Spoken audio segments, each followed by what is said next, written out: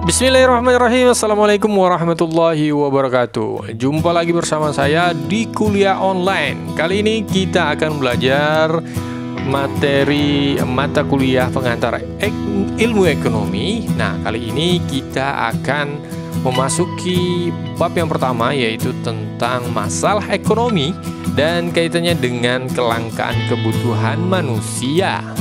Manusia sering mengeluhkan hidupnya memiliki banyak sekali masalah. Tidak seorang pun yang hidup di dunia ini yang tidak memiliki masalah, baik masalah kecil maupun masalah yang besar yang dapat mengancam kehidupannya. Nah, pertanyaannya adalah apakah yang menyebabkan permasalahan itu timbul atau bagaimana cara mengatasinya?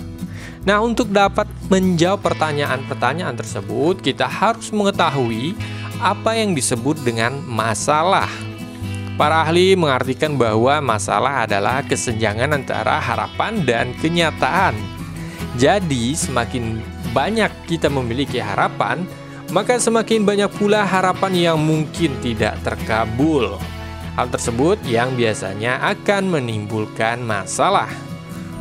Begitu juga secara ekonomi, manusia secara alami memiliki banyak sekali kebutuhan yang harus dipenuhi. Namun di sisi lain, alat pemuas kebutuhan yang ada itu sangat terbatas. Dari kesenjangan itulah kemudian timbul masalah ekonomi. Ada juga yang mengatakan bahwa masalah ekonomi itu adalah kesenjangan antara kebutuhan manusia yang tidak terbatas sedangkan alat pemuas kebutuhannya terbatas. Tidak setiap masalah berdampak negatif bagi kita. Masalah ekonomi memacu kita untuk dapat menyelesaikannya dan mendorong untuk memanfaatkan seluruh potensi diri dan lingkungan. Hal ini yang akan membawa bangsa kita pada kemajuan. Walaupun demikian, jika kita salah memanfaatkan seluruh potensi tersebut, hal ini dapat juga membawakan kehancuran. Nah, di pertemuan kali ini kita akan membahas masalah ekonomi dalam kaitannya dengan kebutuhan manusia dan kelangkaan. Kebutuhan manusia yang tak terbatas. Seperti yang telah dibahas sebelumnya, kehidupan manusia memiliki banyak sekali kebutuhan yang akhirnya dapat menimbulkan masalah ekonomi. Kebutuhan timbul karena adanya kebutuhan fisik atau lainnya agar dapat hidup layak sebagai manusia, sehingga kebutuhan manusia sangat beraneka ragam dan sering tidak dapat dipuaskan. Hal ini menyebabkan kebutuhan menjadi tidak terbatas. Keinginan dan kebutuhan kadang disamakan pengertiannya, padahal sesungguhnya ada perbedaan mendasar yang membedakan antara kedua hal tersebut. Yang pertama adalah keinginan adalah hasrat dalam diri manusia yang jika tidak terpenuhi tidak mempengaruhi kelangsungan hidupnya. Nah, sedangkan kebutuhan adalah hasrat yang timbul dalam diri manusia yang jika tidak terpenuhi dapat mempengaruhi kelangsungan hidupnya. Dalam pembahasan kali ini kita akan menggunakan istilah kebutuhan untuk menunjukkan segala hasrat manusia terhadap sesuatu, baik itu hanya berupa keinginan ataupun kebutuhan itu sendiri. Kebutuhan manusia yang tidak terbatas dipengaruhi oleh hal-hal sebagai berikut. Yang pertama adalah sifat alami manusia. Nah, sudah menjadi sifat alami manusia untuk tidak cepat puas pada segala sesuatu yang sudah dimiliki. Ketika sudah mendapatkan sesuatu, maka akan muncul kebutuhan lainnya seiring dengan situasi dan kondisi. Kemudian yang kedua, kebutuhan manusia yang tidak terbatas itu dipengaruhi dari tingkat pendapatan. Nah, semakin tinggi tingkat pendapatan seseorang, maka semakin banyak kebutuhan hidupnya. Misalnya kebutuhan seorang pengusaha kaya raya berbeda dengan kebutuhan para pegawainya atau karyawannya mungkin. Atau misalnya seorang dosen ya, berbeda pasti kebutuhannya apabila dibandingkan dengan mahasiswanya. Nah, itu dari tingkat pendapatan. Kemudian yang ketiga adalah kebutuhan manusia yang tidak terbatas, dipengaruhi oleh lingkungan alam. Untuk dapat bertahan hidup, maka manusia selalu berusaha untuk menyesuaikan diri dan kebutuhan hidupnya dengan keadaan alam sekitarnya. Kebutuhan hidup di daerah dingin akan berbeda dengan dibandingkan kebutuhan di daerah tropis, baik dari segi makanan, pakaian, maupun perumahan. Kemudian yang keempat adalah lingkungan sosial. Secara naluri, manusia mempunyai kebiasaan meniru tingkah laku orang lain sehingga jumlah dan jenis kebutuhan hidupnya juga akan sangat dipengaruhi oleh lingkungan sosialnya. Misalnya seseorang yang tinggal di lingkungan ekonomi tinggi akan terpacu dirinya untuk dapat menyesuaikan dengan lingkungan sosial. Ya, jadi tergantung apa standar kita. Apabila standar kita tinggi, maka kita berusaha untuk menggapai yang tinggi tersebut. Nah, kemudian yang kelima, kemajuan teknologi informasi. Perkembangan teknologi informasi memberikan kemudahan kepada seseorang untuk mendapatkan informasi sekaligus membeli suatu barang. Hal tersebut dapat mendorong bertambahnya kebutuhan seseorang. Nah, seperti sekarang teknologi handphone, ya, kemudian kuota juga yang menjadi kebutuhan. Maka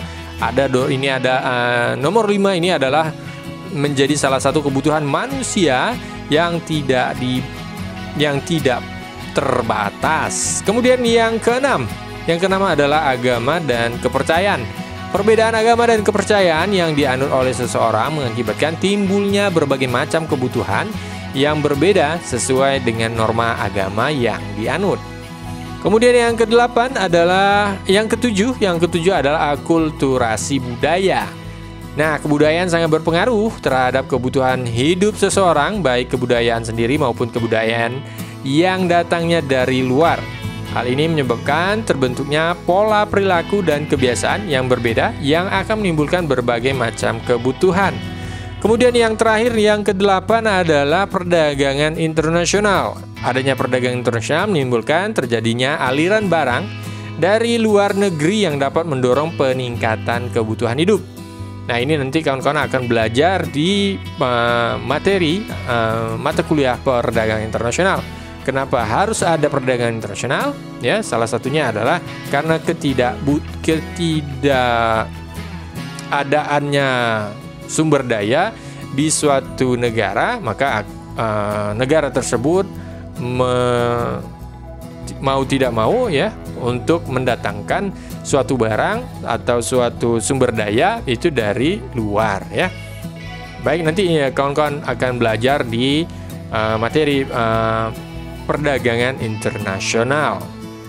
Nah, kemudian yang ketiga, macam-macam kebutuhan manusia. Yang pertama ada kebutuhan manusia menurut intensitas kegunaan. Yang pertama adalah kebutuhan primer, yaitu kebutuhan yang jika tidak terpenuhi akan mengganggu kelangsungan manusia. Yang termasuk kebutuhan primer adalah makanan, minuman, pakaian, rumah, kesehatan ya. Dan itu setiap manusia pasti memiliki kebutuhan primer ya, kebutuhan yang paling utama. Kemudian yang kedua adalah kebutuhan sekunder. Kebutuhan sekunder ini adalah kebutuhan yang sangat penting, tetapi jika tidak terpenuhi tidak mengganggu kelangsungan hidup. Misalnya handphone atau sarana angkutan ya. Kalau handphone ya mungkin sekarang udah naik ya, udah naik kelas ya menjadi primer ya. Tetapi kalau di satu daerah tidak membutuhkan handphone. Kemudian kalau misalnya kuota juga tergantung dari lokasi atau di daerahnya. Kalau misalnya seperti mahasiswa ya, kemudian dosen atau yang lainnya di dalam kota ya yang membutuhkan, maka kebutuhan yang sekunder bisa meningkat menjadi primer sesuai dengan kegunaannya. Begitu juga dengan kendaraan ya, kalau kendaraan angkut atau sarana angkutan ya, sarana angkutan itu juga bisa menjadi kebutuhan yang primer ya. Tetapi sekarang dimudahkannya dengan teknologi, maka adanya Gojek ya, online ojol ya. Maka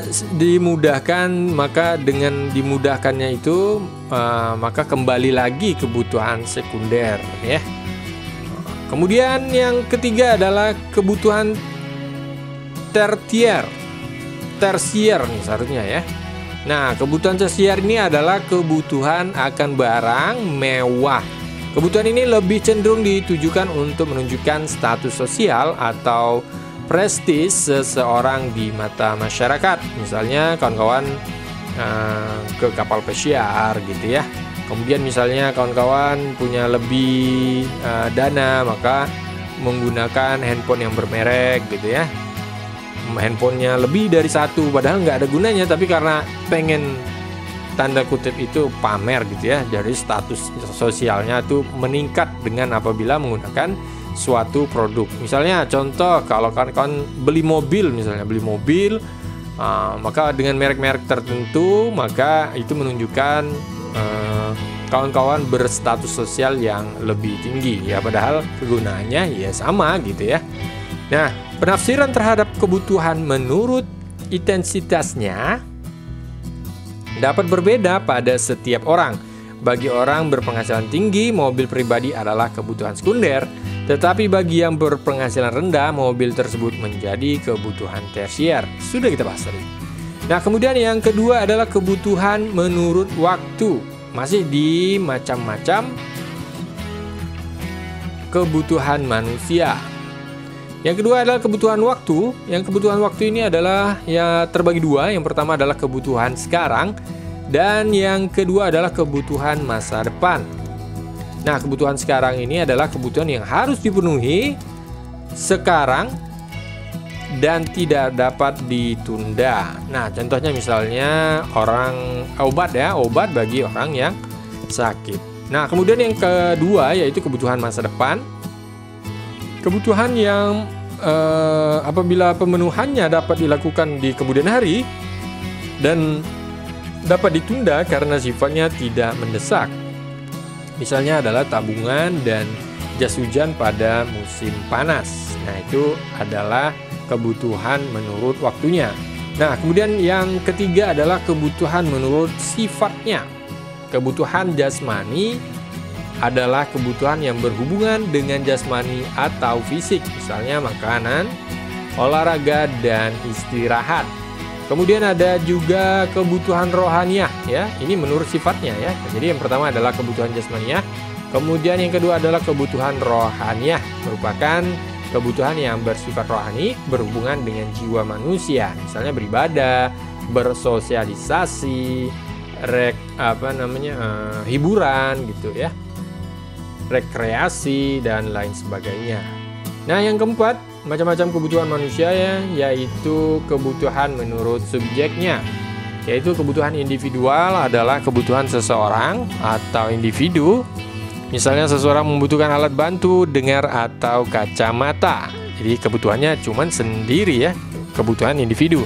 Kemudian ada juga kebutuhan kolektif. Jadi terbagi dua, kebutuhan menurut subjeknya. Yang pertama adalah kebutuhan individual, kemudian yang kedua adalah kebutuhan kolektif.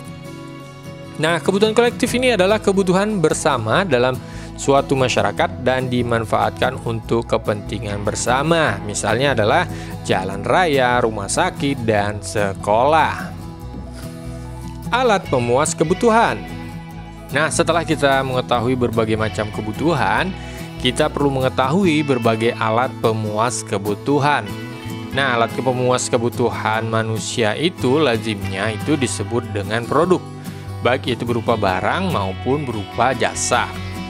Nah, penggolongan produk menjadi barang dan jasa tersebut berdasarkan atas wujudnya. Yang pertama, apabila dia barang, maka wujudnya itu terlihat ya, dapat dilihat atau diraba. Misal kebutuhannya makanan, ya makanannya pun terlihat. Kemudian apabila handphone, maka handphonenya pun juga dapat dilihat dan dipegang, diraba, berwujud. Nah, sedangkan kalau misalnya jasa, maka ia tidak dapat dilihat. Misalnya jasa dokter ya. Nah, kecuali dia dokternya menggunakan berdagang obat, maka obatnya juga berwujud, tetapi jasa dokternya maka tidak nampak. Kemudian guru juga tidak nampak karena dia menawarkan jasa dan lain sebagainya. Kemudian jenis-jenis barang yang menjadi alat pemuas kebutuhan, yang pertama itu jenis barang menurut cara memperolehnya. Yang pertama adalah barang ekonomi dan yang kedua adalah barang bebas. Barang ekonomi ini adalah barang pemuas kebutuhan yang untuk memperolehnya memerlukan sejumlah pengorbanan yang biasanya berupa uang. Nah, misalnya kawan-kawan ingin memakan sesuatu, maka kawan-kawan membutuhkan sejumlah uang untuk mendapatkan makanan tersebut. Maka uang tersebutlah yang disebut dengan pengorbanan. Nah, kemudian yang kedua, jenis barang menurut cara memperolehnya yaitu barang bebas. Barang bebas adalah barang pemuas kebutuhan yang tersedia hampir tidak terbatas, sehingga untuk memperolehnya kita tidak membutuhkan pengorbanan dan dapat mengambilnya begitu saja di alam. Nah, contohnya apa? Contohnya adalah misalnya kawan-kawan bernafas, yaitu kita menghirup udara. Jadi udara untuk bernafas itu secara bebas. Nah, beda nanti kalau misalnya sudah sakit. Nah, ya, sudah sakit nanti masuk ke rumah sakit. Nah, itu beda lagi ya. Tapi yang secara umum ya, udara ini kita mendapatkan dengan secara gratis. Nah, maka kita disuruh untuk bersyukur ya. Untuk bersyukur apa yang kita dapatkan. Nah, ini adalah barang bebas. Kemudian misalnya pasir di padang pasir. Wah ya, pasir di padang pasir. Dan es batu di kutub. Ya, ada juga es batu ya. Enggak ya, jadi es di kutub. Nah, yang ketiga, yang jenis barang menurut cara memperolehnya adalah barang elite ya, yaitu barang yang dibutuhkan, tapi jika barang ini melebihi dari yang dibutuhkan justru akan merugikan dan berbahaya. Nah, misalnya air dan api ya. Nah, itu dia contoh dari barang elite ya. Kemudian kita masuk ke jenis barang menurut kegunaannya. Yang pertama itu adalah barang konsumsi dan yang kedua adalah barang produksi. Barang konsumsi adalah barang siap pakai karena manfaatnya langsung dapat diambil, misalnya makanan dan minuman dan pakaian. Kemudian yang kedua adalah barang produksi. Barang produksi adalah barang yang berguna untuk menghasilkan barang yang lain. Barang produksi merupakan istilah lain dari barang modal. Nah, misalnya mesin jahit, radio, dan lain sebagainya. Kemudian jenis barang menurut proses produksinya ya, ada 3 pembagian ya barang yang dapat dibedakan. Yang pertama adalah barang mentah ya. Yang barang mentah ini adalah bahan dasar untuk membuat barang lainnya. Barang ini kan sama sekali belum mengalami proses pengelolaan. Seperti misalnya kapas ya, kemudian kayu, kemudian hasil tambang gitu ya. Nah, itu yang pertama yaitu bahan mentah. Ya, ini menurut proses produksinya. Yang kedua adalah barang setengah jadi ya. Barang setengah jadi ini adalah barang yang telah melalui proses pengelolaan tetapi belum dapat digunakan untuk memenuhi kebutuhan. Nah, karena belum menjadi produk akhir. Nah, misalnya adalah kain untuk membuat pakaian, kemudian besi untuk membuat pisau dan terigu untuk membuat kue. Nah, yang ketiga adalah barang jadi. Barang jadi ini adalah merupakan produk akhir yang telah melalui proses pengelolaan dari bahan baku menjadi bahan setengah jadi sampai menjadi barang yang siap pakai untuk memenuhi kebutuhan manusia. Nah, berikutnya adalah jenis barang menurut hubungannya dengan barang yang lain. Ini ada terbagi 2. Yang pertama adalah barang substitusi dan yang kedua adalah barang komplementer. Barang substitusi adalah barang pemuas kebutuhan yang fungsinya dapat menggantikan barang lain atau dapat saling menggantikan. Contohnya nih, gas dapat menggantikan minyak tanah sebagai bahan bakar dan lain sebagainya. Kemudian barang komplementer adalah barang pemuas kebutuhan yang akan bermanfaat apabila dipakai bersama-sama dengan benda yang lainnya. Misalnya adalah mobil dengan bensin, kemudian jarum dengan benang, dan kompor dengan minyak tanah. Sumber daya. Macam-macam sumber daya. Untuk dapat memenuhi kebutuhan hidupnya, manusia harus dapat memanfaatkan sumber daya yang seoptimal mungkin. Jadi ada beberapa sumber daya yang dapat dimanfaatkan oleh manusia. Yang pertama adalah sumber daya alam. Nah, sumber daya alam ini adalah sumber daya yang ada di alam yang dapat digunakan untuk menghasilkan barang dan jasa. Nah, alam ini kan adalah karunia yang diberikan oleh Allah Subhanahu wa taala yang membawa manfaat besar jika dikelola secara bijaksana. Namun jika sumber daya ini dieksploitasi secara tidak bertanggung jawab, maka mendatangkan bencana yang besar pula. Nah, banyak negara yang kecil tetapi kaya raya karena memiliki sumber daya alam yang melimpah dan dikelola dengan baik. Misalnya negara tetangga ya, Brunei Darussalam memiliki sumber daya alam minyak bumi ya. Kecil negaranya tetapi menjadi negara yang kaya ya. Kemudian sumber daya manusia. Manusia selain sebagai konsumen bagi barang dan jasa juga merupakan sumber daya yang membawa manfaat besar bagi masyarakat apabila kemampuannya dimanfaatkan secara maksimal. Sebab manusia ini kan sebagai makhluk ciptaan Allah diberikan kelebihan berupa kecerdasan dan hati nurani. Negara-negara yang memiliki sumber daya alam yang kurang tetapi memiliki sumber daya yang manusia yang berkualitas dapat menjadi negara yang menguasai perekonomian. Misalnya negara tetangga kita ya, Singapura. Ya, Singapura sumber daya alamnya itu ya apa yang menjadi tetap minimnya sumber daya, tetapi sumber daya manusianya di sana melimpah. Maka negara Singapura menjadi negara yang besar. Sumber daya manusia yang berkualitas harus memenuhi unsur-unsur. Yang pertama adalah akhlak yang baik, kemudian keahlian, kemudian kekuatan fisik. Nah, kemudian dari macam-macam sumber daya, yang pertama tadi adalah sumber daya alam, yang kedua adalah sumber daya manusia, dan yang ketiga adalah sumber daya modal. Nah, modal adalah segala yang digunakan untuk menghasilkan barang dan jasa. Modal dapat meliputi uang, teknologi, peralatan, mesin-mesin, tanah, informasi, dan lain sebagainya. Untuk menjelaskan, untuk lebih jelas ya, kita perhatikan modal yang macam-macam modal ya. Kemudian yang ketiga, macam-macam sumber daya, yaitu adalah sumber daya modal. Modal adalah segala yang digunakan untuk menghasilkan barang dan jasa. Modal dapat meliputi uang, teknologi, peralatan, informasi, dan lain sebagainya. Nah, modal itu banyak macamnya ya. Pertama misalnya modal menurut pemiliknya. Modal menurut pemiliknya itu terbagi lagi menjadi dua, yaitu pertama adalah modal perseroan dan modal masyarakat.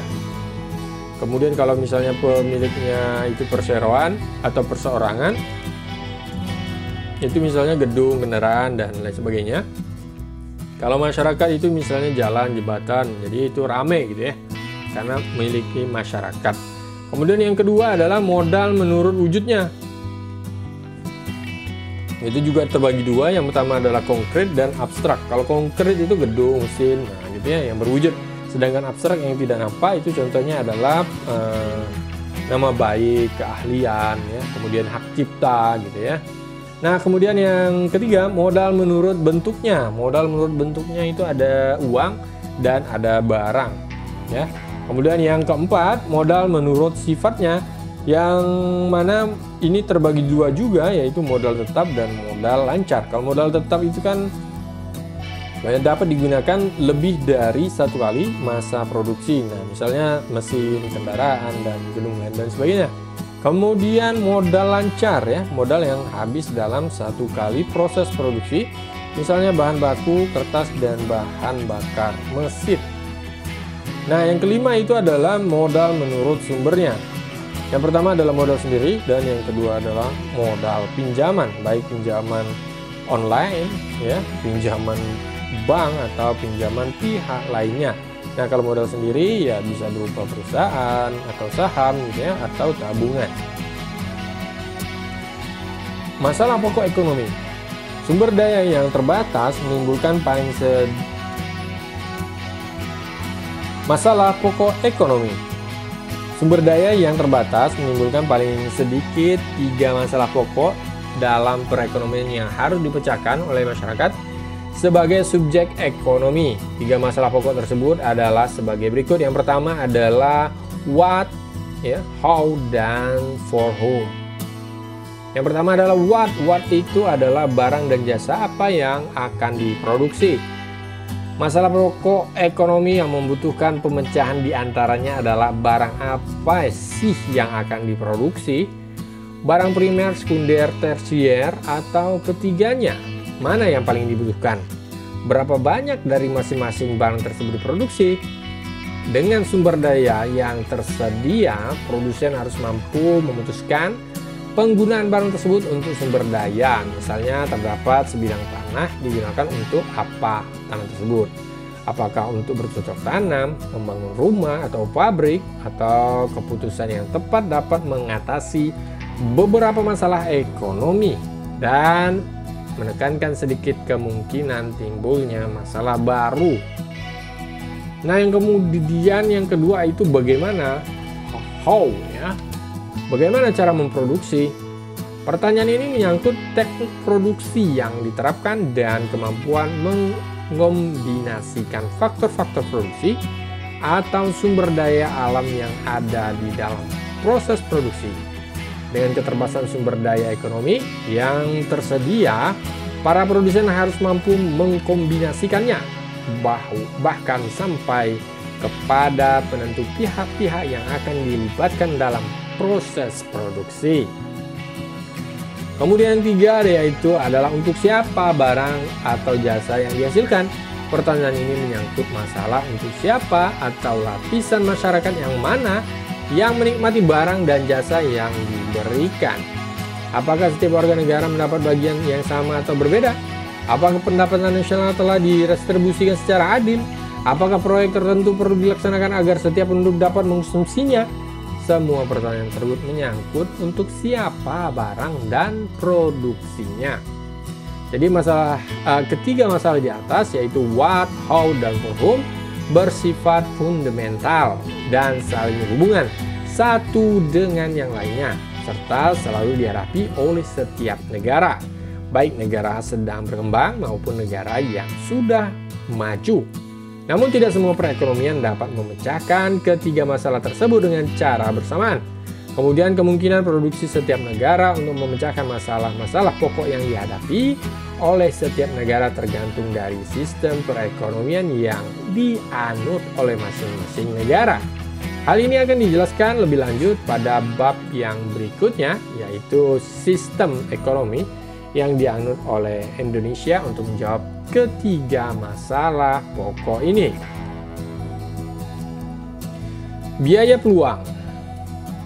Masalah ekonomi yang dihadapi oleh manusia mendorong manusia untuk selalu bersikap rasional dalam menentukan berbagai pilihan agar sumber daya alam yang dimilikinya dapat digunakan untuk memuaskan kebutuhan hidup dengan semaksimal mungkin. Dalam ekonomi dikenal istilah biaya peluang, yaitu opportunity cost, atau bahasa Inggrisnya opportunity cost.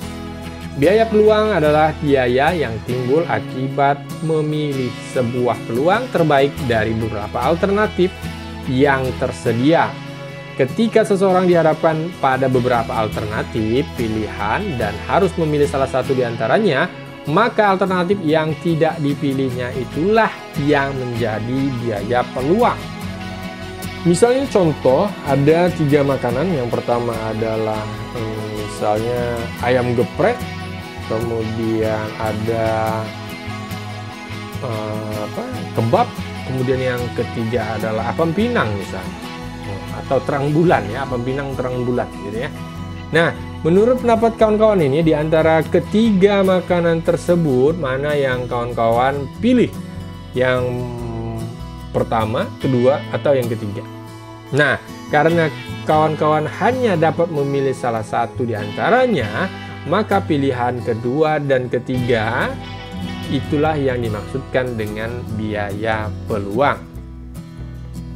Seperti juga yang terjadi pada salah satu faktor produksi, yaitu tenaga kerja. Jika seorang pekerja mengalami salah satu kesempatan atau peluang untuk melakukan suatu produksi, maka secara bersamaan dia akan kehilangan peluang untuk melakukan produksi pada bidang lainnya.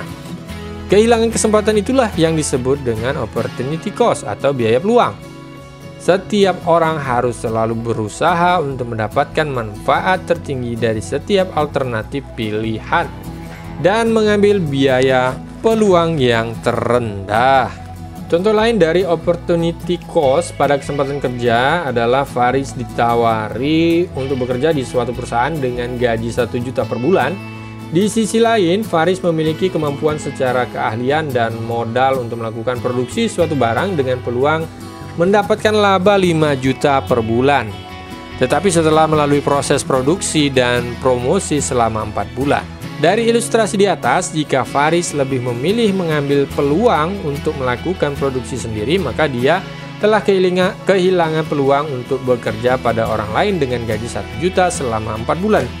Itulah yang dimaksud dengan biaya peluang. Jadi, besarnya biaya peluang dari Faris selama 4 bulan adalah 4 dikali 1 juta, yaitu 4 juta. Nah, jika kalian memiliki uang 150.000 misalnya dan membutuhkan beberapa buah barang dan jasa yang telah kalian tulis